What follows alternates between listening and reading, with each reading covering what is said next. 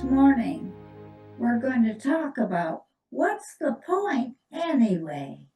What is the point anyway? Because the monthly theme is Transcendent Purpose. So I'd like to share something with you that I'm sure you're familiar with somewhere in your life. And it feels like an appropriate time to share it. Space, the final frontier. This is the starship planet Earth. Its continuing mission to explore strange new worlds where we've never gone before, to experience life in all of its richness and diversity, and understand our intrinsic worth and value, not from achievements, not from societal standards, but simply because we exist.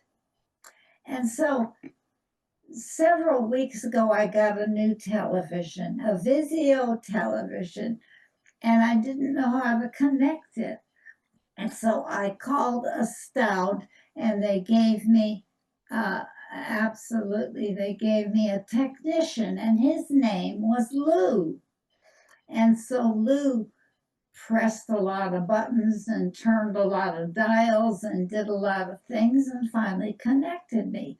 So I love complimenting people and acknowledging. So I began to say, Lou, you were so brilliant. You were so wonderful. And he cut me off. And what he said, I couldn't have done it alone. We had to be partners for me to do this together. And I've been thinking about it ever since. We had to do it together to do it so beautifully. And I love thinking about that. I remembered what Gibran said. He said, love has no other desire but to fulfill itself. It has no other desire but to fulfill itself. And yesterday, a friend of mine sent me something by Robert Downey Jr., and I told her I was going to include it in my sermon today. And this is what she sent me. Worrying is like praying for something you don't want to happen. Worrying is like praying for something you don't want to happen. So that reminded me of another ing word, complaining. Worrying, complaining. I'm in charge of what comes out of my mouth. And sometimes it feels like I'm not in charge of it. And things come out and something slips out that I regret. But I want to remember there's a tiny gap between my thought and between what I actually speak and when I say it out loud, when I articulate it. So in that tiny gap is where magic happens. First, I have my thought, then there's this minuscule gap, and that's when I can decide not to say certain things, that this can change the trajectory of my life. And I watch what happens in that gap from now on. So we have worrying, and we have another ing word, denying. You know that thing you don't want to look at inside of yourself? It's already affecting your life because you don't want to look at it. It's creating mess and mayhem. Do you love it? Mess and mayhem that you already aren't looking at. It's a thought. Here's the thought. Look at it. Spirit will help you. You'll be glad that you did, because denial of a problem can only go on for so long, and at some point we need to deal with it. even though it can feel overwhelming, to take a look at something difficult. We're not alone because guess what? Spirit is here. And I can ask Spirit to help me move through the process of facing and dealing with everything in my life. Once I'm willing to ask for help, my access to aid and resources expands exponentially. Isn't that a wonderful word? Exponentially, a 4-syllable word. Because, as Gibran said, love has no other desire but to fulfill itself. Once upon a time, there was a fish. And this fish just loved the river. It loved swimming. It absolutely loved those clear blue waters. And one day he was swimming closer to the shore and he heard a voice that said, "Hey, you fish, how's the water down there?" And the fish raises its head above the water and sees a monkey sitting on the branch of a tree. And the fish says, "The water's nice and warm, thank you." And all of a sudden, the monkey starts feeling jealous of the fish. And he says, he wants to put it down. He says, "Why don't you come out of the water and climb this tree with me? Because the view is amazing." And the fish starts feeling sad and says, "I don't know how to climb a tree, and I can't survive without water." And hearing this, the monkey starts making fun of the fish, and he says, "You are totally worthless if you cannot climb a tree." And the fish starts thinking about this day and night. He can't stop thinking about it. "Yes, that monkey's right," it would think. "I can't even climb a tree. I must be worthless." And then his friend, the seahorse, came by and noticed that the fish was really being depressed. And the seahorse asked him what happened. And he told about what the monkey said, that he can't climb a tree. And so the seahorse starts laughing. And he says, "Maybe you can't climb a tree, but you are so gifted. You have the ability to survive underwater and swim freely, and the monkey can never do that." And all of a sudden, the fish feels thankful to nature for giving it such an amazing ability. So, what's the moral of this story? It's easy for many of us to start believing that we're actually less gifted than others, but the reality is far from it. The fish in this story had attained self realization. Imagine a fish attaining self realization, and the fish realized what his true power was thanks to his friend the seahorse. And in a similar way, the only way to realize our true potential is to become self aware. The more awareness we bring into our lives, the more we realize our true potential. Let's take a breath on it. Our true potential. And now I want to tell you what happened to Maurice Sendak. Maurice Sendak is a wonderful author and wonderful artist, and he wrote Where the Wild Things Are, and he had this experience. He got a letter a little boy sent him, a charming card with a little drawing on it. And Maurice Sendak always answered all his children's letters, and sometimes hastily, but this one he lingered over. And he wrote a letter back to the boy who sent it to him. "Dear Jim, I loved your card." And then he mailed it. And then he got a letter from Jim's mother, and this is what she said. "Jim loved your card so much, he ate it." "Jim loved your card so much, he ate it." And Maurice Sendak said, That to me was one of the most highest compliments I've ever received. The boy didn't care that it was an original Maurice Sendak drawing or anything. He saw it, he loved it, he ate it. I just think that's so awesome.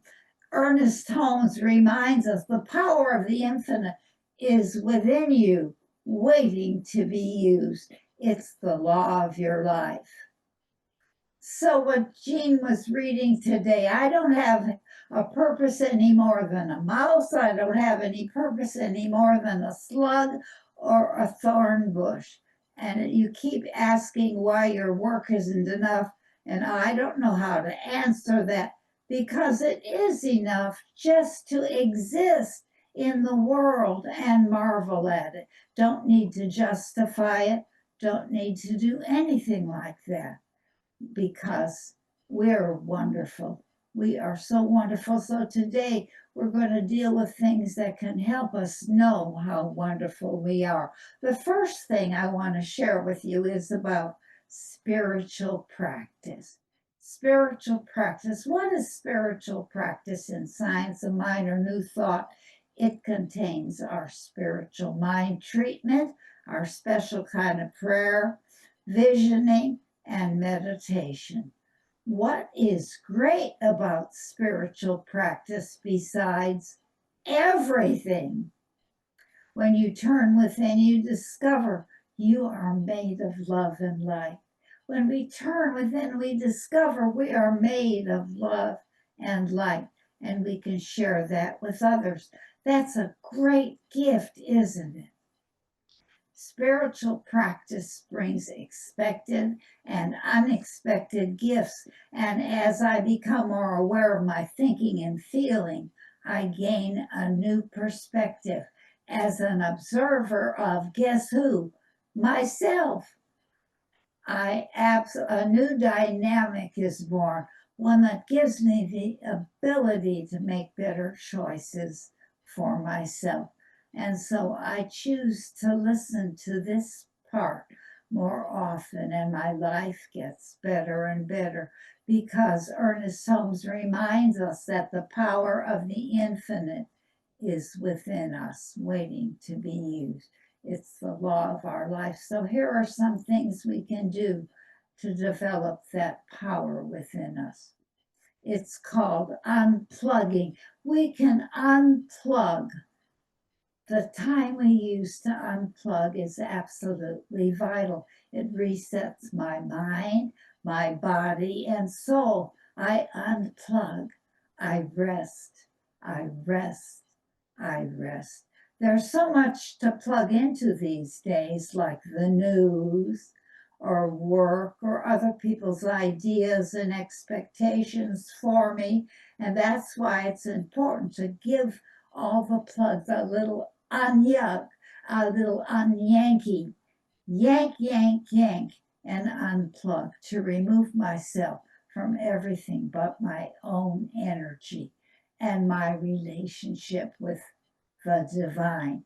Giving myself the time and space to reconnect with myself and spirit is such a splendid idea.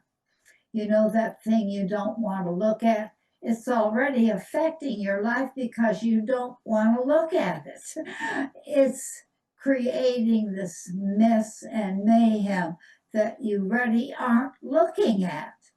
It's a thought. Look at it. Spirit will help you. You'll be glad you did. So denying a problem can go on for only so long. At some point, we need to deal, even though it can feel overwhelming, to take a look at something difficult. We're not alone because guess who's with us? Spirit is here. I can ask Spirit to help me move through this process of facing and dealing with everything in my life, even and especially the hard stuff. Once I'm willing to ask for help, my access to aid and resources expands, remember, exponentially. And so this is something I'd like you to try. When you're out and about and you're walking in the parking lot, you notice a person and you notice each other. So when you notice each other, I want you to smile and wave. I'm going to smile and wave at you right now. I want you to smile and wave at me. Yes, indeed, that feels so great. The power of the infinite is within us. And so here's something else I want to share with you to help you understand. It's by Abraham Maslow, and it's called The Hierarchy of Needs. It's actually a pyramid of needs: red, orange, yellow, green, and blue. Here, a pyramid made of needs.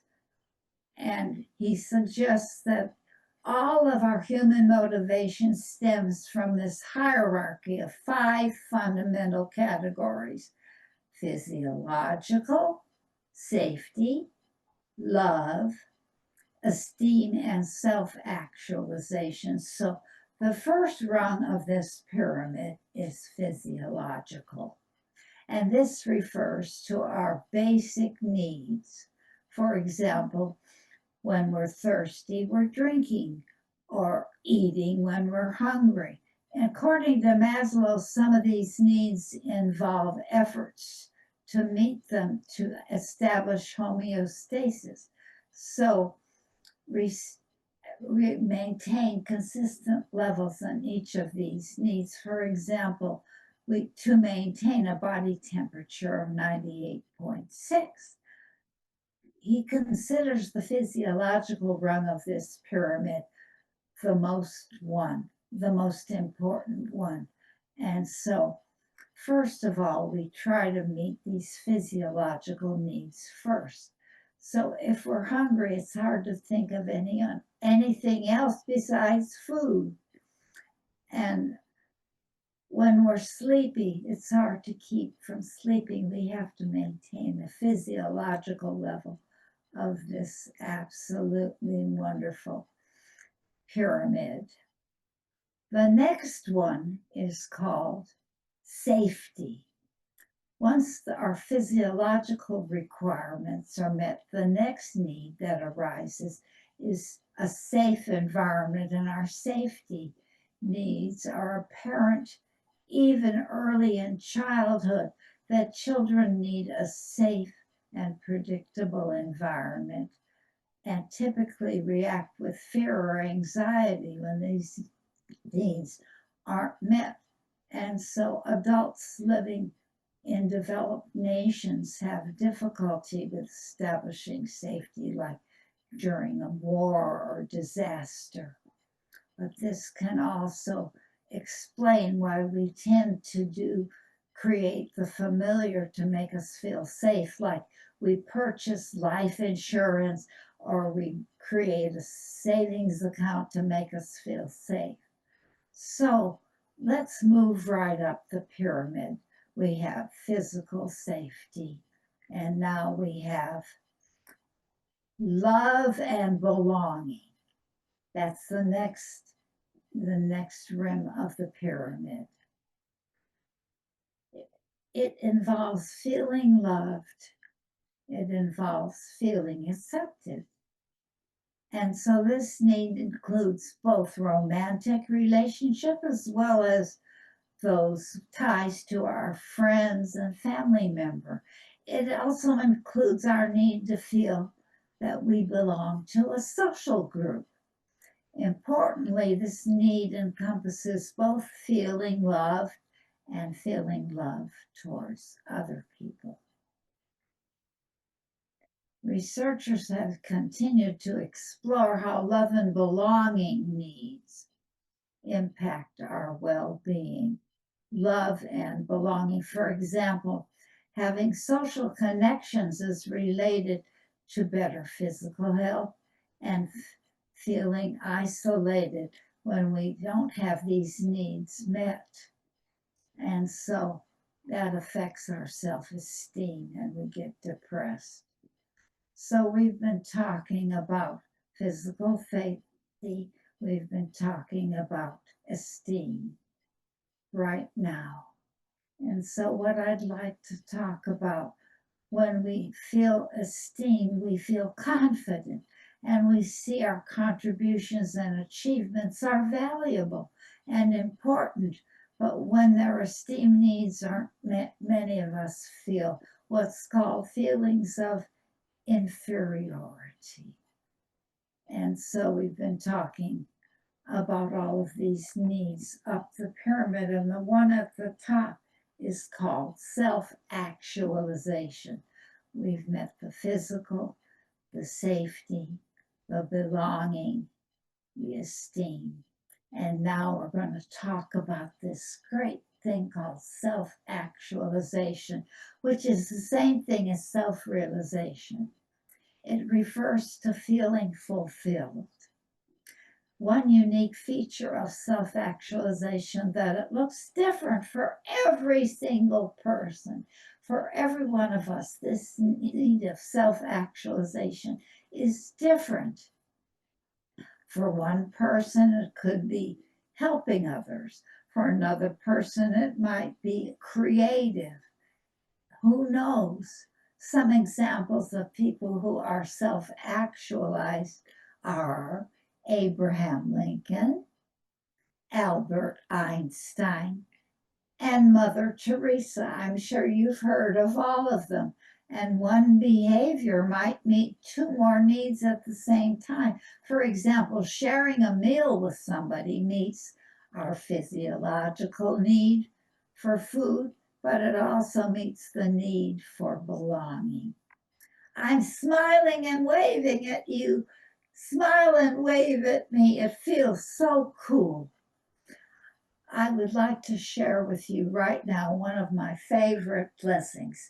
It's called the Irish blessing. May the road rise to meet you, and may the wind always be at your back. May the sun shine warm upon your face. May rains fall soft upon your fields. And until we meet again, may God hold you in the palm of God's hand. May God be with you and bless you. May you see your children's children. May you be poor in misfortune, rich in blessings.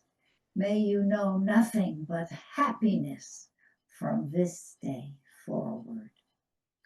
May the road rise to meet you. May the wind always be at your back. May warm rays of sun fall upon your home. May the hand of a friend always be near. May green be the grass you walk on. May blue be the skies above you. May pure be the joys that surround you. And may true be the hearts that love you. So today, I'm going to share with you a poem that you know. It's so fabulous. It's so appropriate. It's called Invictus, and it was written by William Ernest Henley in 1875. And I want to tell you a little bit about it, which we might have known really went on when he was writing it. He underwent medical treatment for tuberculosis of the bone. So he was experiencing tuberculosis of the bone and writing this Invictus. And the fourth part of it, 16 lines, has become universally extremely popular. The unwavering resilience. How can we have resilience in time of adversity? And it's led to enduring popularity. So here is that amazing poem. Out of the night which covers me, and black as the pit from pole to pole, I thank whatever gods there may be for my unconquerable soul. In the fell clutch of circumstance, I have not winced nor cried aloud, but the bludgeonings of chance. My head is bloody, but unbowed. Beyond the place of wrath and tears looms but the horror of the shade, and yet the menace of the years finds and shall find me unafraid. It matters not how strait the gate, or charged with punishment the scroll. I am the master of my fate. I am the captain of my soul. Won't you join me in treatment?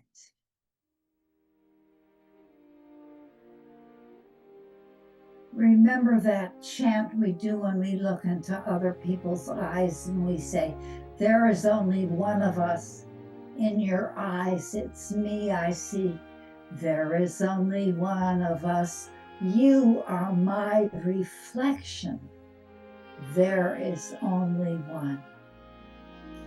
Yes, indeed. There is one energy in and through all of creation. One. This unifying energy is infinite in its power, infinite in its love, infinite in its peace.